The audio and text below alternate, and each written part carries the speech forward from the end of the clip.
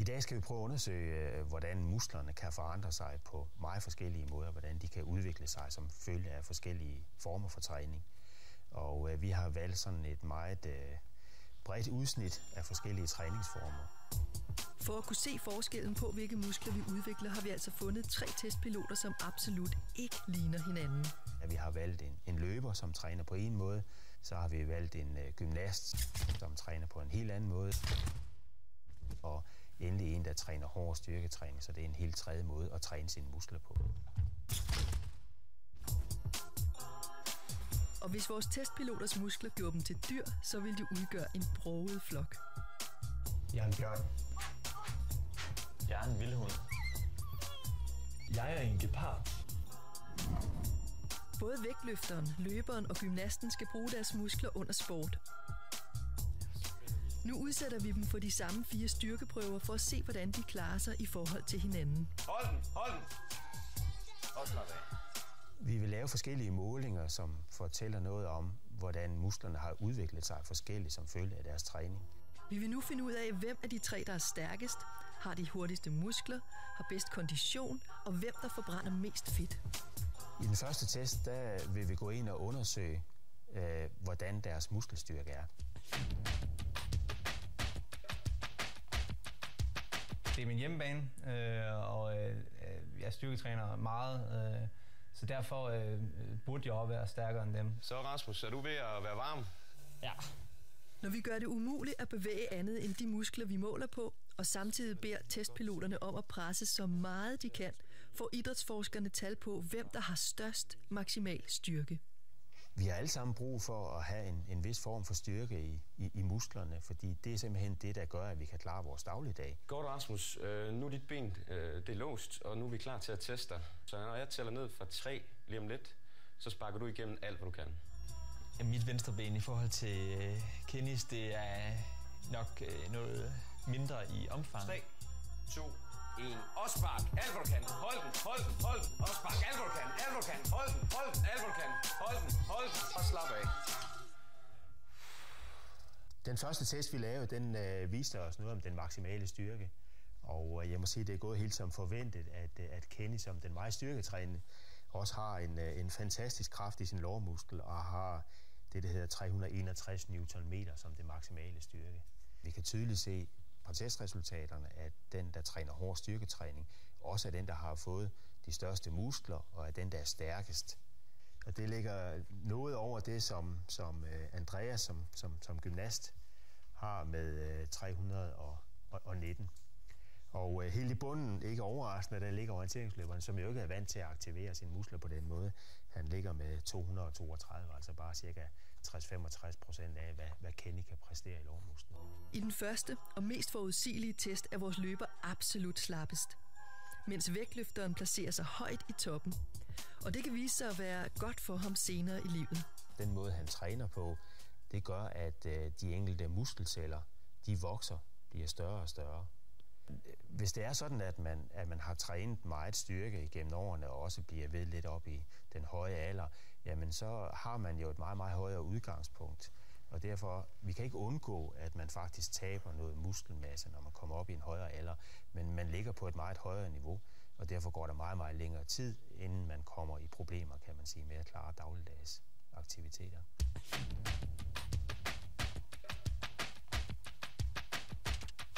Testpiloterne får også målt deres musklers evne til eksplosion. Det viser, hvor hurtigt musklerne kan omdanne energi til kraft. Når man træner musklerne til at blive mere eksplosive, så er det faktisk måske ikke helt så meget ude i musklerne, der sker forandringerne, men det er en høj udstrækning af det nervebanerne, som bliver aktiveret og som bliver trænet. Og hvis man træner meget på den måde, så får man simpelthen en bedre måde til at koordinere sin muskelaktivitet. Man får nogle impulser gennem nerverne, som er hurtigere, og dermed kan få musklen også til at trække sig hurtigere sammen. I den samme test, der laver vi også et mål for jeres eksplosive styrke, og det er jo her, gymnasten gerne skulle præstere det bedste, eller i hvert fald det vi forventer, at skulle være det bedste, og det viser også at være tilfældet, at gymnasten kan levere en meget, meget stor kraft på meget kort tid. Du har den største eksplosivitet. Når det kommer til eksplosiv styrke, så scorer gymnasten topkarakterer. Og det er ikke kun topgymnaster på trampoliner, der har godt af eksplosive muskler. I en dagligdags situation, så vil det også kunne være gavnligt, fordi man simpelthen kan reagere hurtigere i mange situationer. Og specielt hvis man er ude for nogle uheldige ting, hvor man falder eller andre ting, som gør, at man skal reagere hurtigt, så er det selvfølgelig en fordel.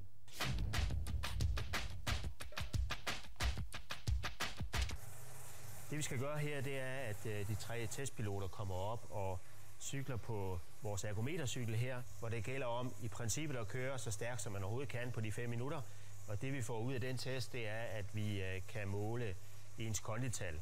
Og det vil vi så prøve at sammenligne de 3 personers kondital også. Konditallet er et udtryk for, hvor meget ilt musklerne maksimalt kan optage. Det er et tal for, hvor god kroppen er til at flytte den vægt, den skal bære. Og jo mere ilt, des mere arbejde kan du udføre over længere tid. 8 sekunder. Jamen, det er elendigt, fordi det giver syre i benene, og det er jeg ikke så vant til. Så det gør ondt. Pulsen er oppe på 191. Altså, jeg gav den... jeg vil ikke holde den længere på det, end de 5 minutter der, så 47, det er som det er, altså. Det er faktisk ikke så meget forandringer ude i musklen, som er årsagen til de her forandringer i konditallet. Det er simpelthen, at det er hjerte og kredsløb, der forandrer sig. Og når løberen løber, jamen så får man faktisk ret store forandringer på hjertemuskulaturen og på kredsløbet generelt. Og det gør simpelthen, at kroppen bedre kan transportere ilt ud til musklen, og dermed arbejde længere tid med ilt. Man kan godt både have store muskler og have et højt kondital. Det er ikke så tit, det ses, vil jeg sige. Men hvis man laver en kombination af begge træninger, så er det muligt. Det er bare sådan, at hvis man laver meget løbetræning, og man laver styrketræning, så er der en tendens til, at styrketræning, den giver ikke så store muskler faktisk, fordi at man i kombination med løb, så får man ikke helt så stor effekt af den styrketræning, man laver på selve væksten af musklen.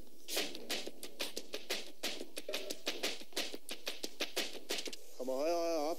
Bare bliv ved. Det er spændende at se på, hvem der forbrænder mest fedt af de her 3 typer.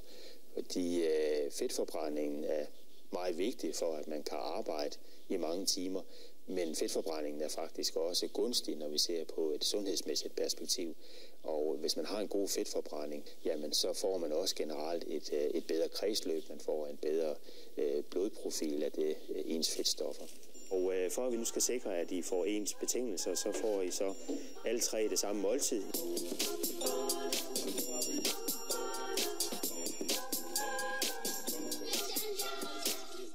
Det vi primært vil gøre, det er, at vi vil undersøge det, mens de cykler, og de laver sådan set den samme form for arbejde, så man kan sammenligne det direkte.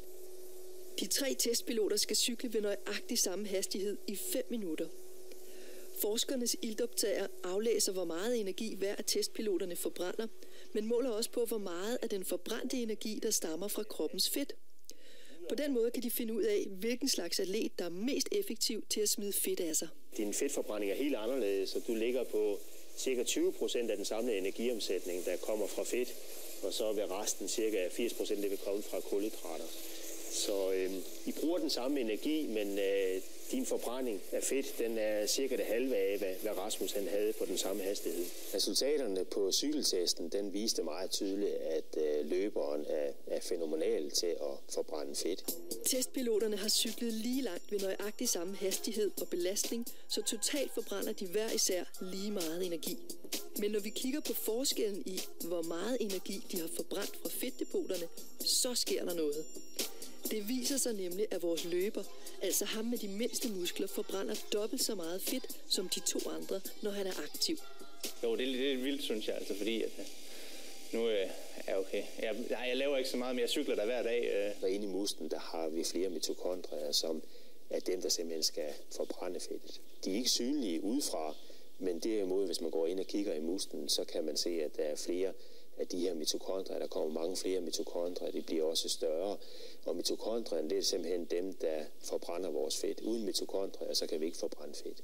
Hvis testpiloterne derimod ikke cykler, men i stedet hviler sig, så vil den stærkeste af testpiloterne faktisk forbrænde mest fedt. Muskelvæv i hvile har nemlig en forbrænding, der er 5 gange så høj som fedtvæv i hvile. Hvis man gerne vil opnå en effektiv fedtforbrænding, så er det vigtigt, at man løbetræner minimum 2, måske 3 gange om ugen, og også gerne minimum 30 minutter per gang. Hvis man træner 1 gang om ugen, eller 1 gang hver 14 dage, så når kroppen ikke rigtig at tilpasse sig det. Det er simpelthen for lidt stimuli til musklerne til, at de bliver gode til at forbrænde fedt. Fordi det her, det fortæller noget om, at man har brug for mange forskellige ting, og man har brug for, at musklerne kan både arbejde i lang tid, men man har også brug for, at musklerne er stærke osv.